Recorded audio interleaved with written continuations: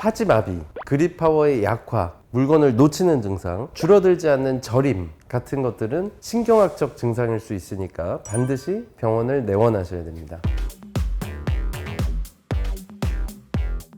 안녕하세요. 재활천재 윤천재 윤영권 원장입니다. 오늘은 목에 대해서 한번 이야기를 해보겠습니다. 환자분들이 오시면 대부분 다 디스크만을 떠올리세요. 목이 아프면 목 디스크인 것 같다 이렇게 하고 병원을 내원하시는데, 사실은 디스크 질환이 목에 명확하게 있는 경우는 약 25%로 볼 수가 있고, 그 중에서 또 신경이 눌려서 방사통까지 유발되는 경우는 또 10% 정도로 볼 수가 있습니다. 사실 목 디스크가 목 통증의 아주 가장 큰 원인이라고 다들 디스크 하니까 이제 그렇게 알고 계시지만, 실제로는 근육 경직 때문에 생기는 근막 통증 증후군이 오히려 더 많은 경우들이 있는 것이죠. 근막 통증 증후군이라고 하는 근육통은 사실 목의 어느 부위라도 올 수가 있고요. 조금 흔하게 온다고 하면 견갑거근이라고 해서 우리 목과 날개뼈의 안쪽을 연결해주는 근육통이 조금 흔하고요. 그리고 이제 승모근 쪽으로 연결되는 경추에 오버래핑 되는 부위의 근육통이 흔하고, 또한 약간 요 앞쪽으로 아파하시는 경우들도 많은데, 흉쇄 유돌근이라고 해서 여기 톡 튀어나온 뼈와 쇄골 부위를 연결해주는 그 근육의 근육통 또한 흔합니다. 그리고 목 디스크로 인한 통증은 방사통을 만들게 되는데, 여기서 이제 조금 주의해야 될 사항이 방사통이 있고 연관통이 있거든요. 연관통이라고 하는 거는 신경에 경로하는 무관하게 근육들끼리 같이 뭉쳐서 나타나는 근육통의 패턴을 얘기를 하고요. 방사통이라는 것은 목신경이 지나가는 경로에 통증이 생기는 경우를 방사통이라고 합니다.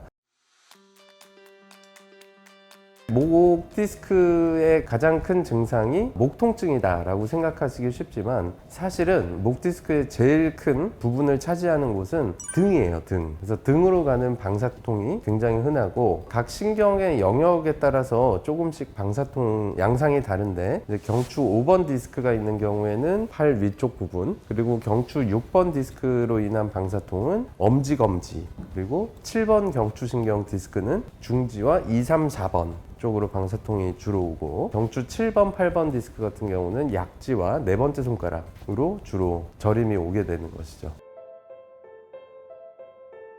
일단 목 디스크로 수술을 반드시 해야 되는 경우는, 우리 목이 허리나 배변이나 배뇨를 관장하는 신경보다 더 위쪽에 위치를 해 있잖아요. 그래서 이제 척수라고 해서 머리 브레인에서부터 경추, 흉추, 요추를 관통하는 이 중추신경이 있습니다. 이 중추신경이 만약에 경추랩에서 눌리게 되면 상지 위압감, 상지 쪽으로도 약간 마비 증상, 그리고 경추 쪽에 문제가 있음에도 하지 쪽까지 마비 증상이 올 수 있고요. 배변 배뇨에 문제가 올 수도 있거든요. 이런 거는 중추신경의 문제로 분류를 해서 이런 증상이 있을 때는 수술이 필요합니다. 그리고 두 번째는 디스크라든지 신경 뿌리병증 같은 신경 눌림이 있는데, 밤에 잠을 잘 수가 없을 정도로 통증이 조절이 안 된다. 이런 경우 또한 수술이 필요하고요. 그리고 보존적 치료, 주사 치료나 물리 치료, 재활 치료를 꾸준히 진행했음에도 호전이 없는 경우에도 수술이 필요할 수 있고요. 그리고 중추신경까지 눌리진 않지만 팔 부위 쪽으로 가는 방사통, 저림 심해지면서 마비가 온다.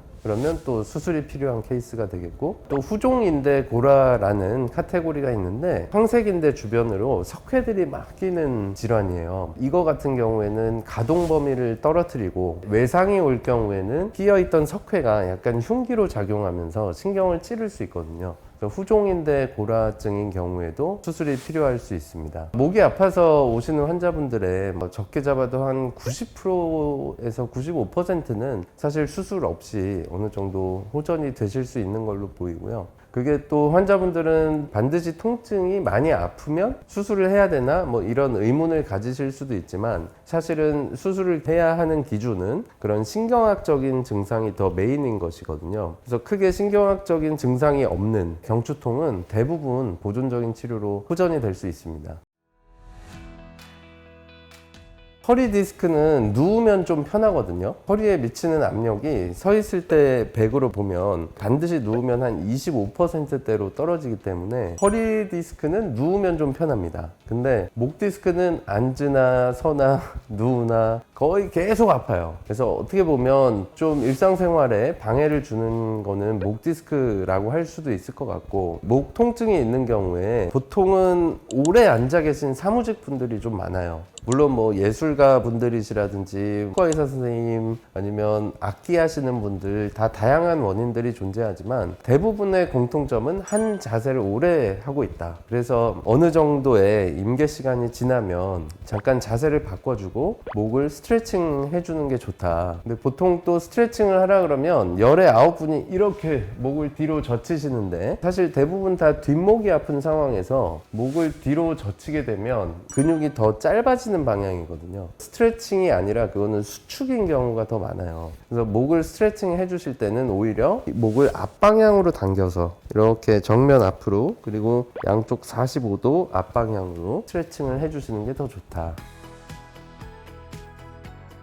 경추 디스크나 후종인대 골화증을 수술한 다음에도 다른 부위 수술처럼 가동 범위를 먼저 만들어주고, 또 그러면서 유연성을 회복해주고, 그리고 목에 있는 근육을 키워주고 근력 회복 운동 같은 것들 이제 순서대로 진행을 하게 되는데, 사실 경추부 쪽에 수술을 하고 나면 뒤통수로 가는 근육이라든지 이런 주변 근육 뭉침이 굉장히 많아져요. 그래서 통증 관리도 굉장히 중요한 요소다.